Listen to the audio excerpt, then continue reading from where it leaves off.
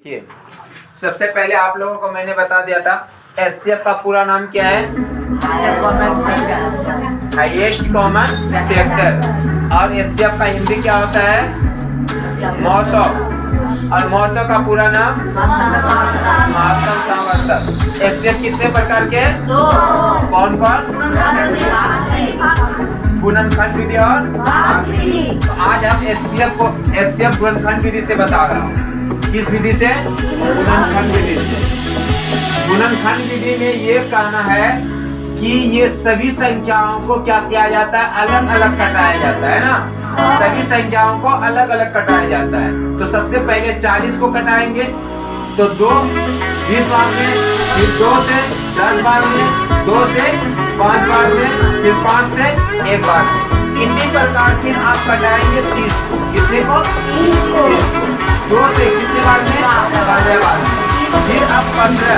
अब देखिए, बहुत सारे बच्चे सोचते हैं कि 2 से भी कट सकता है भाई। नहीं, 2 से नहीं कटेगा। क्यों नहीं कटेगा, क्योंकि इसके अंदर अगर अंत में किसी संख्या के अंत में 0, 2, 4, 6, 8 तभी वो 2 से कटता है, अन्यथा 2 से नहीं कटता है। तो अब 3 से कैसे कटेगा, अब कैसे जल्दी 3 से कटेगा। तो भाई इन दोनों संख्या का जोड़ कर देखो, अगर 3 के पहाड़ा में आता है तो वो 3 से कटेगा। तो कितना आ रहा है, 5 से 6, मतलब 3 के पहाड़ा में है तो इसलिए 3 से कटेगा। 3 बचे 15, फिर 5 एकम 5। अब हमें 70 को कटानी है। तो 70 को कटाने के लिए 2 से 35 गुना 70, 5 सते 35, 7 एकम 7।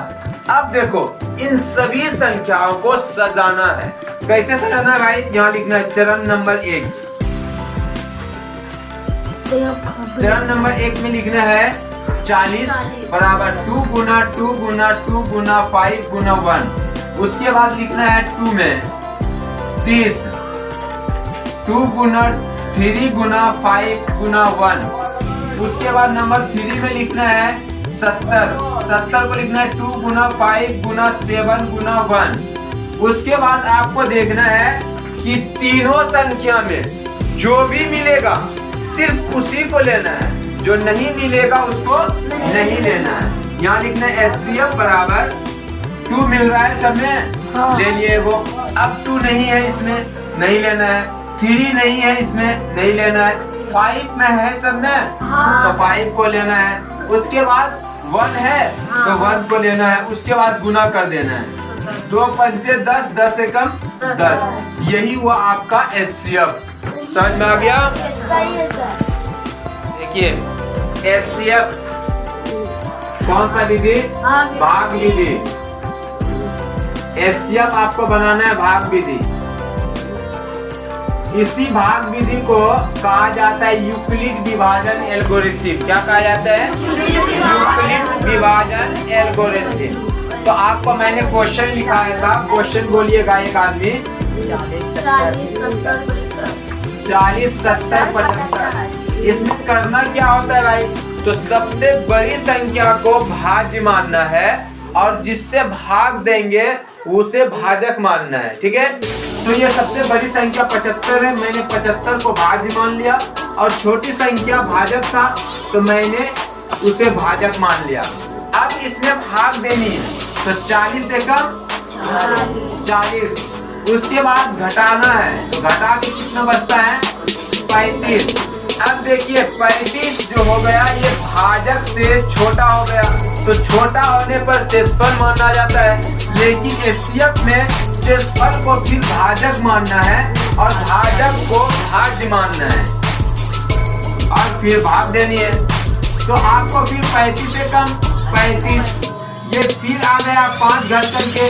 फिर भाजक को मानना है भाज्य और शेषफल को मानना है भाजक और उसमें फिर भाग देना। ये सिलसिला जब तक पूरी अंत ना हो जाएगी तब तक चलती रहेगी। तो 5 से 35 यहाँ पर ये अंत हो गया। लेकिन इसके साथ साथ एक और है, उसका नाम है 70। अब 70 को भाज्य मान लें और जिससे आपने पूरी तरह कटाया था तो उसे तो भाजक था ही। तो अब 5 से भाग देनी है, 14 पंचे 70। ये पूरी तरह कट गया। हम लोग पहले पढ़ते थे कि HCF 5 आ गया और यहाँ तक बनाकर छोड़ देते थे, लेकिन मुझे नंबर कितना मिलता था? 1। और मुझे लगता नहीं था, एहसास नहीं होता था कि 1 नंबर मिला है, हमको लगता था नंबर काट लिया। नहीं भाई, इसका एक गुण है। क्या गुण है? आपको सूत्र लिखना है A बराबर BQ प्लस R। इसे हिंदी में कहा जाता है भाज्य बराबर भाजक गुना भागफल प्लस शेषफल। मैंने सूत्र पहले भी लिखा चुका हूँ। तो ये है भाज्य गुना भाजक, भाज्य बराबर भाजक गुना भागफल प्लस शेषफल। तो शेषफल को R कहा जाता है और Q को भागफल कहा जाता है और भाजक को B कहा जाता है और भाज्य को A कहा जाता है।